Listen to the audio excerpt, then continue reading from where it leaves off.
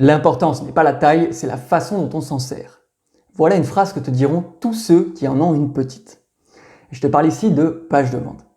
En vérité, la taille compte, elle est importante, et dans cette vidéo, on va répondre ensemble à une question qui m'est souvent posée en privé, à savoir, faut-il faire des pages de vente courtes ou plutôt longues? C'est parti! Et avant de commencer, si tu aimes mes vidéos, abonne-toi et n'oublie pas de cliquer sur la cloche pour ne pas rater les prochains épisodes. Je publie chaque semaine des formations 100% gratuites pour les entrepreneurs et ce sera le meilleur moyen pour toi de m'encourager à poursuivre ma démarche. Salut YouTube! Aujourd'hui, on fait une petite vidéo relativement courte, relativement simple tous les deux, où on va simplement répondre à une question qui est fréquemment posée dans le milieu du copywriting, à savoir, faut-il faire une page de vente plutôt courte ou plutôt longue? Il faut savoir qu'il y a un grand effet de mode qui est apparu depuis ces dernières années, où les formateurs ont tendance, donc ceux qui vendent des formations sur le copywriting, à faire des pages de vente très longues, à faire des pages de vente très étoffées, ce qui fait que les gens se posent vraiment la question de savoir si quand ils débutent, ils doivent faire une page qui est courte ou qui est longue comme eux. Et en vérité, c'est une question que se posent seulement ceux qui débutent dans ce domaine, puisqu'un professionnel en copywriting saura très bien qu'une bonne page de vente ne se définit pas sur sa longueur, mais sur sa capacité à persuader, sur la performance de la conversion qu'elle apporte, et donc sur le fait tout simplement de délivrer le bon message à la bonne personne de la bonne façon. Donc si tu regardes cette vidéo, je vais partir de l'hypothèse que tu débutes encore en la matière, que tu n'es pas encore expert en copywriting et que tu veux vraiment savoir comment bien faire pour commencer. Et du coup, reprenons les bases ensemble. Plus une page sera longue, plus tu pourras l'étoffer, plus tu pourras apporter d'arguments pour convaincre et même persuader ton audience d'acheter ce que tu proposes. Donc plus une page est longue, plus on peut se dire qu'elle va convertir, plus elle sera efficace. C'est une idée. Néanmoins, plus une page est longue et moins elle aura de chances d'être lue jusqu'à la fin. Donc moins elle pourra potentiellement convertir à cause de sa longueur. C'est là tout le paradoxe en copywriting sur la taille d'une page de vente, à savoir être capable de faire une page suffisamment étoffée pour convaincre suffisamment ton audience et faire une page qui n'est pas trop longue ou en tout cas qui est suffisamment intéressante pour qu'elle soit lue jusqu'au bout. Et donc c'est totalement légitime de ta part de te poser la question, d'autant qu'il y a un petit effet de mode en ce moment sur internet qui est de rédiger de très longues pages de vente très étoffées.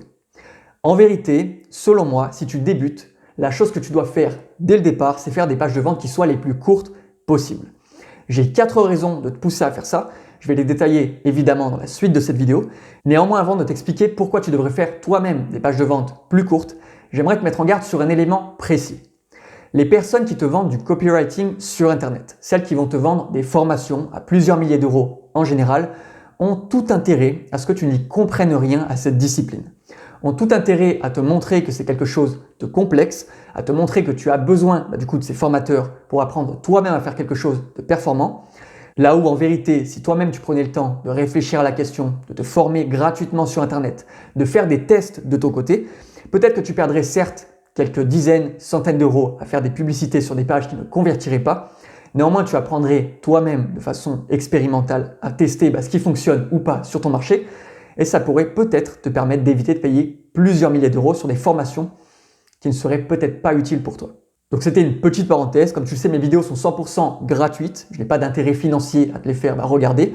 J'espère d'ailleurs que le contenu te plaît et t'est utile au quotidien. Et ce que je souhaitais avant tout, c'est de te faire comprendre que parfois, certaines personnes montrent des pages de vente complexes pour te donner l'impression que c'est plus difficile que ça l'est véritablement.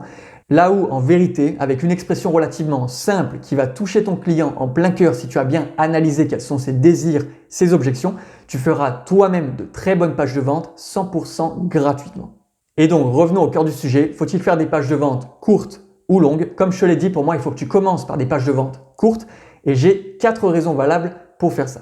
La première des 4 raisons, c'est d'éviter d'en faire des caisses à chaque fois.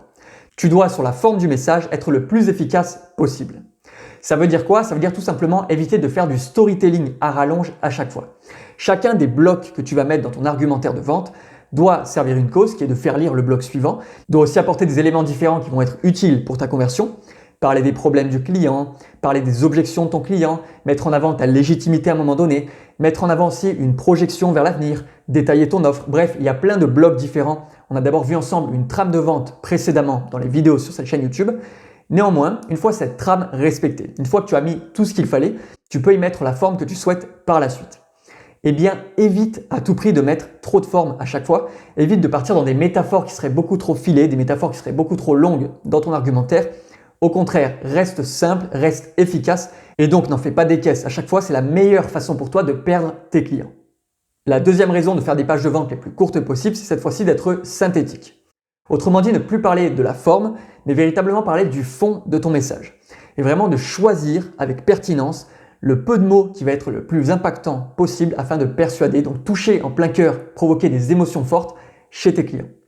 Et pour ça, la meilleure chose à faire, c'est à chaque fois d'étoffer le plus possible, donc d'écrire toutes les idées qui vont te venir, faire vraiment du brainstorming à chaque fois.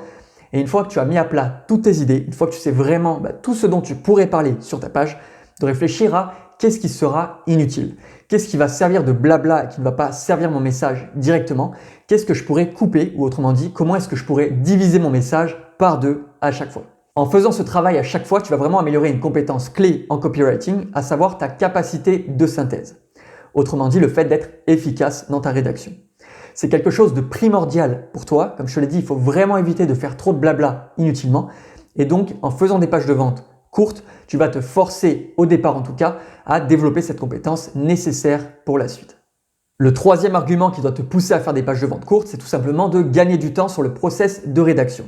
Écrire une page de vente efficace, c'est quelque chose que même les professionnels ne font pas à chaque fois du premier coup. C'est quelque chose qui se teste avec le temps. Il faut à chaque fois modifier différents paramètres. Il faut tester différents blocs sur ta page de vente, tester différentes approches, tester différents marchés aussi à cibler avec tes messages. Et en l'occurrence, plus tes pages seront courtes, plus tu seras capable d'en produire fréquemment et donc plus tu seras capable de les tester rapidement avec le temps.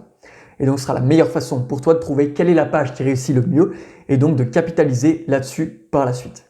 Il vaut mieux écrire un message qui sera court et l'étoffer avec le temps en faisant des tests, en mettant des blocs supplémentaires, plutôt que de perdre beaucoup trop de temps avec une page trop longue et de se dire finalement mince, il faut que j'enlève des blocs par la suite. Enfin, le quatrième et dernier argument qui doit te pousser à avoir des pages de vente les plus courtes possibles au départ, c'est tout simplement le fait de conserver l'attention de tes lecteurs. Comme je te l'ai dit, plus une page de vente est longue, plus elle a de chances de convertir, mais plus elle est longue et moins elle a de chances d'être lue. Or, toi au départ, si tu débutes encore dans cette thématique, si tu ne sais pas encore t'y prendre exactement, eh bien tu as tout intérêt à faire des pages qui soient les plus courtes possibles pour qu'elles aient le plus de chances d'être lues par tes lecteurs. Sache-le, être capable de retenir l'attention de tes lecteurs le plus longtemps possible est vraiment une compétence clé chez les copywriters. C'est quelque chose qui s'acquiert vraiment avec le temps, quelque chose que tous les professionnels savent faire très bien, et c'est donc quelque chose qui te viendra naturellement à force de faire des pages par la suite. Donc si au départ tu n'as pas encore les compétences requises, si vraiment tu veux tester, apprendre, te perfectionner, eh bien fais des pages qui sont courtes et au fur et à mesure, étoffe-les de plus en plus et vois comment réagit ton audience, vois comment évolue ton chiffre d'affaires, vois aussi comment évolue bien évidemment ton taux de conversion. Et donc tu l'auras compris, il n'y a pas de bonne ou de mauvaise taille en termes de pages de vente. Il y a seulement des pages de vente qui convertissent et qui sont efficaces versus des pages de vente qui sont peu efficaces, qui ne marchent pas sur une audience donnée. Donc il t'appartient à toi-même de faire des tests avec le temps, de te perfectionner dans ta capacité de rédaction, ta capacité aussi de persuasion, ta capacité à conserver l'attention de tes lecteurs avec le temps, mais aussi et surtout ta compétence à être synthétique dans tes pages de vente. En tout cas, j'espère que cette petite vidéo t'aura plu. Si jamais tu ne partages pas mon opinion sur les pages de vente courtes pour ceux qui débutent, n'hésite surtout pas à faire part de ton avis en commentaire. Ça m'intéresse vraiment d'échanger à ce sujet. C'est vraiment un espace de discussion ouvert. Si tu as la moindre question aussi, n'hésite pas à la poser en commentaire, j'y répondrai avec grand plaisir. En attendant, je te remercie encore pour ton attention. J'espère que le sujet du jour t'a plu et tous les deux, on se voit ensemble dans la prochaine vidéo.